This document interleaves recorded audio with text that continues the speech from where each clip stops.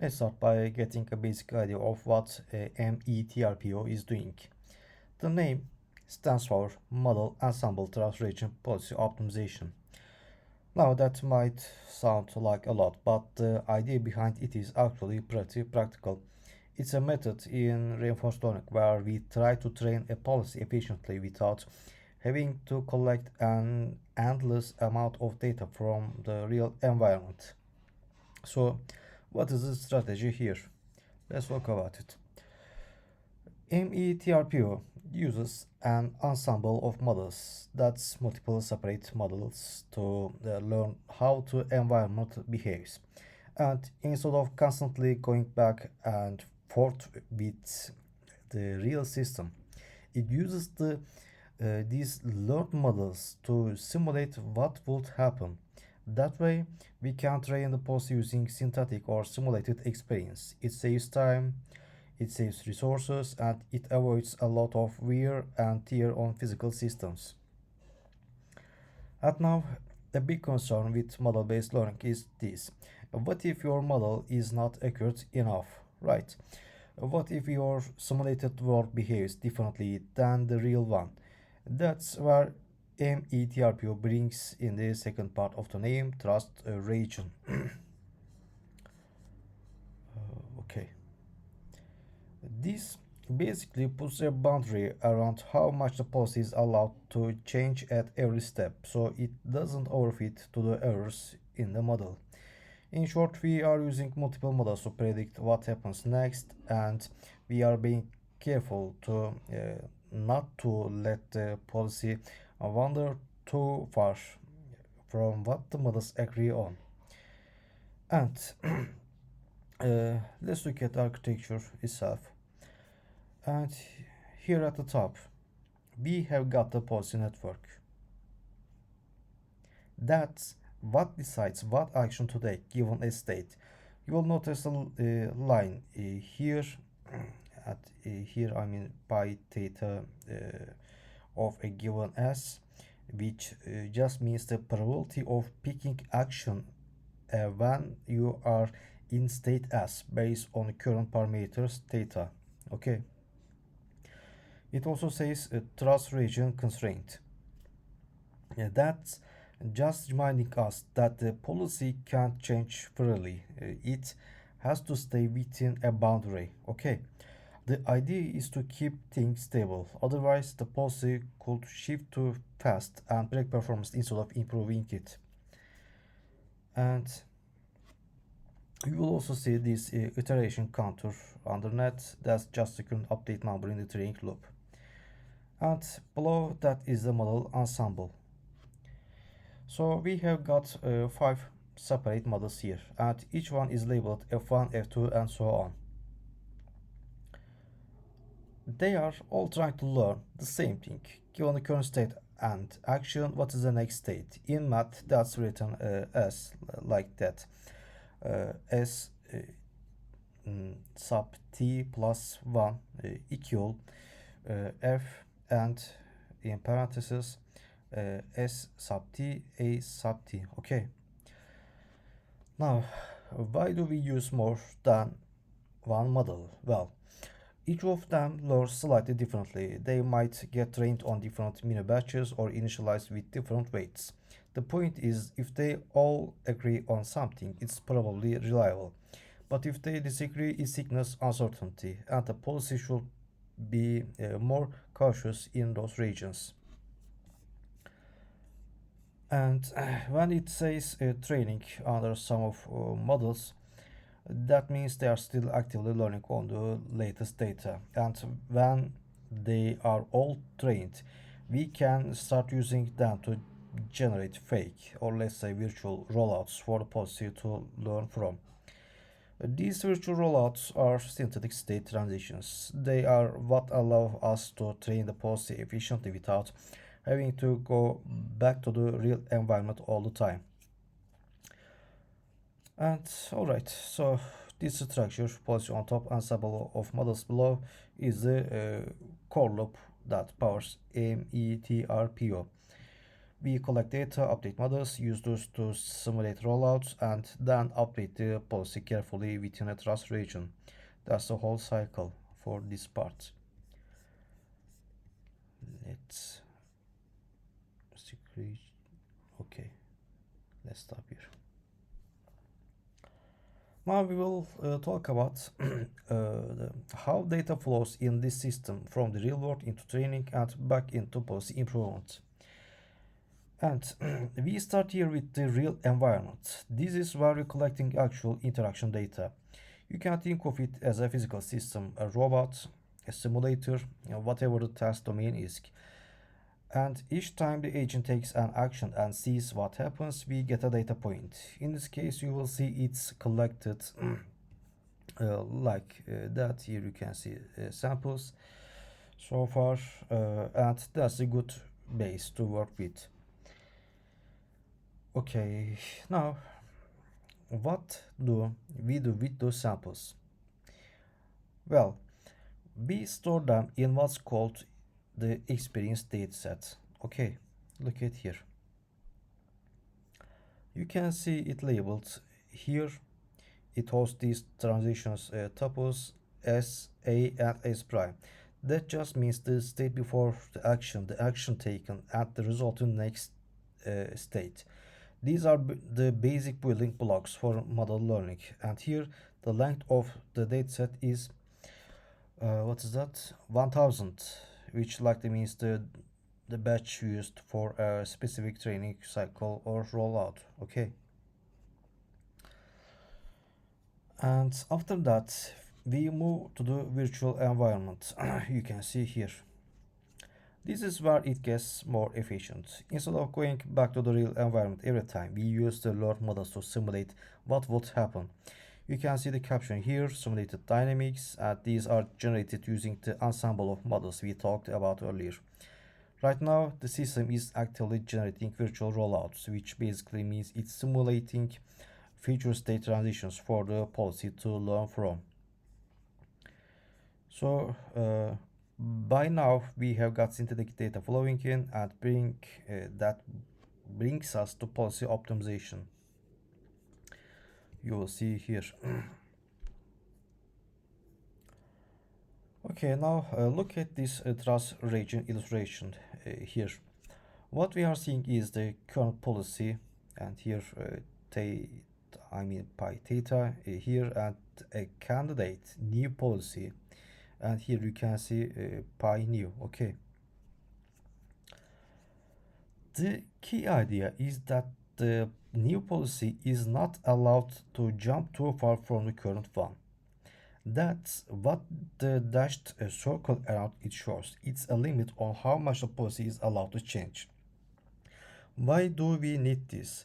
Because if the new policy is too different, it might take us into regions where our model predictions are off. The trust region keeps things within a safe boundary, a space where we believe the model ensemble is accurate enough to support training. So this whole loop, I mean, from real data to synthetic rollouts to cautious updates, is what makes ME-TRPO stable and efficient at the same time. If I sum it up in terms of the key ideas, there are five main ones. What are they? First, the model ensemble. Instead of relying on a single model, we use several, which helps us detect uncertainty and reduces the chance of our fitting to one bad model. And second, trust region optimization. What we just talked about, limiting how far the policy can move at each step to stay in reliable regions. And third, virtual rollouts. This is the part where we simulate experience instead of collecting it from the real system, which saves time and resources. Fourth, adaptive sampling. The idea here is we don't stop collecting real data. We keep updating the models as we go, so they get better over time. And fifth, KL divergence constraint. That's just a mathematical way to define how far the new policy is allowed to move from the old one.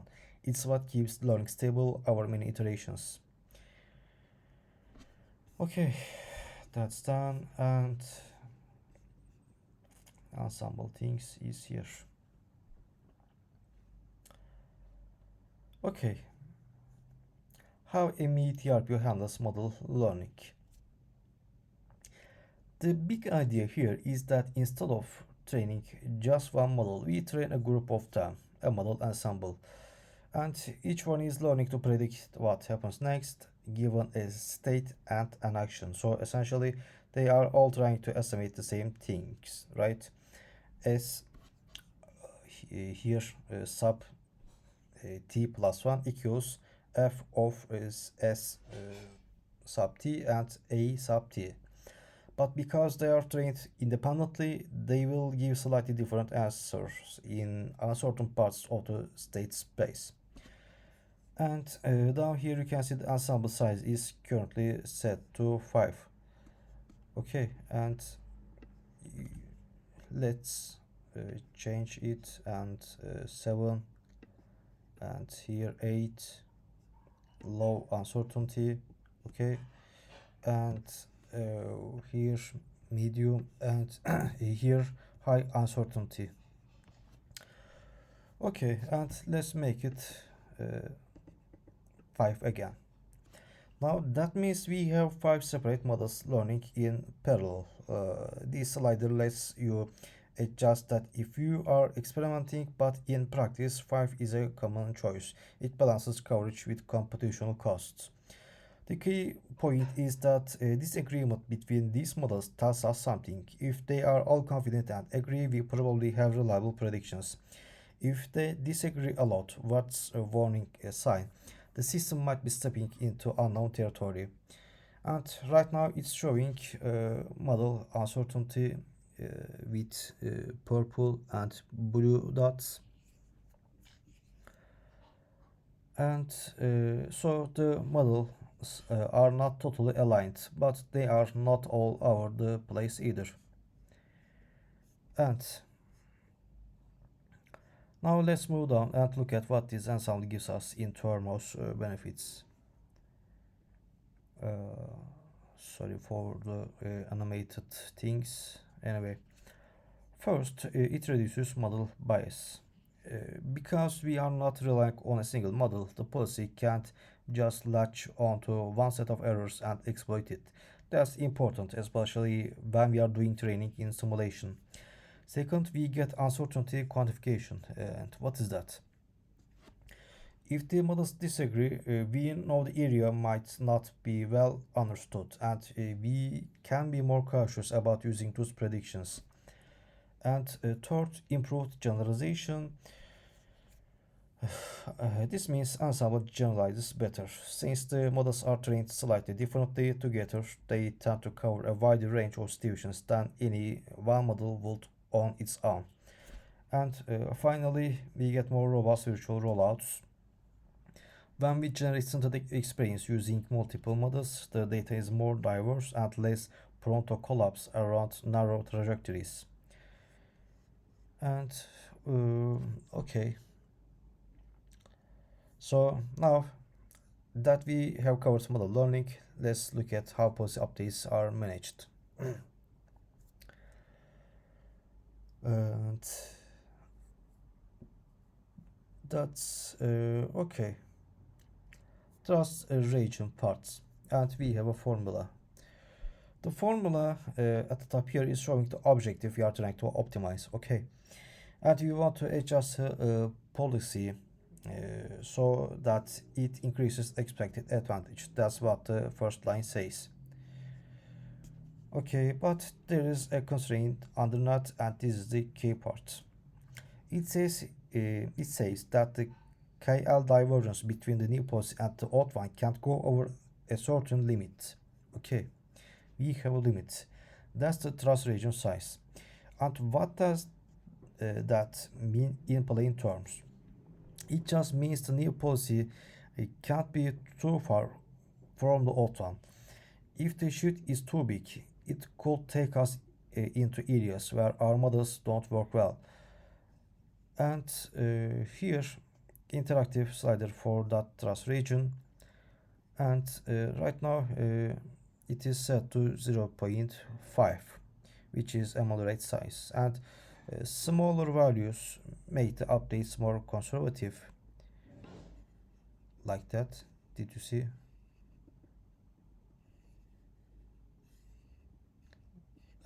Here, let's stop at 0.6. Okay, and larger ones allow more movements, but if you push it too far, you lose the benefit of transrange altogether. Like that, let me show you. Okay, I hope that's okay. And what is that? The little dashed circle next to the policy icon is just a visual way to show that boundary. As long as the updated policy stays inside it, we are fine. Okay. So why go through all this? Why not just let the policy change freely? Because this last panel sums it up. First, stable learning. Without the trans region, the policy might jump too far and cause sudden drops in performance. Second, model error mitigation. We don't want the policy start relying on predictions in regions where the models uh, haven't been trained properly. And here, monotonic improvement. If we stay within the trust region, each policy update is more likely to be an actual improvement, or at least not a big step backward. And gradual exploration, what's that? Instead of changing things all at once, we make small reliable moves across the state action space. That kind of systematic approach usually um, works better in practice, especially with model-based training. And versus part is here. First, starting with the ME-TRPO, in terms of sample efficiency, it scores high. Why? Because it makes use of synthetic data, those virtual rollouts we talked about earlier, and that means you are not constantly hitting the real environment just to collect more trajectories. And what about the model bias? It's low. That's one of the core advantages of using an ensemble. When you have got multiple models and you check them against each other, the chance of the policy overfitting to one model's mistakes goes over. And policy updates are also stable. That's because of the trust region. We have limited how much the policy is allowed to change at each step. And the trade-off tough is computational cost. It is high. You are training several models at once and using them for rollouts. So if you are short on compute, it's something to think about. That's okay. And here, green parts, TRPO. This one doesn't use any learn dynamics. It's model free. Because of that, the sample efficiency is low and it needs a lot of interaction with the real environment to learn anything useful. On the plus side, there is no model bias. Since there is no model, the policy is not being influenced by wrong predictions. The policy updates are still stable. TRPO's main contribution was introducing that trust region constraint in the first place. And in terms of compute, it's more manageable. You are only doing gradient calculations on collecting data, no models to train, no simulations to generate. Last one, single model MBRL. On paper, this is also sample efficient. Like ME-TRPO, it uses synthetic rollouts, but the issue is that it often pays for that efficiency with lower performance. Why? Well, model bias here is high. Since there is only one model, if that model is wrong in certain areas, the policy can end up learning based on those wrong signals. And policy updates can get a bit unstable too. If the model's predictions are off, the policy might chase things that don't really work in the actual environment. On the computation side, it's a bit lighter than ME-TRPO. You only have one model to train and use, so it lands somewhere in the middle. And algorithm full of and here's the training progress. And okay, what can I say here? You can see the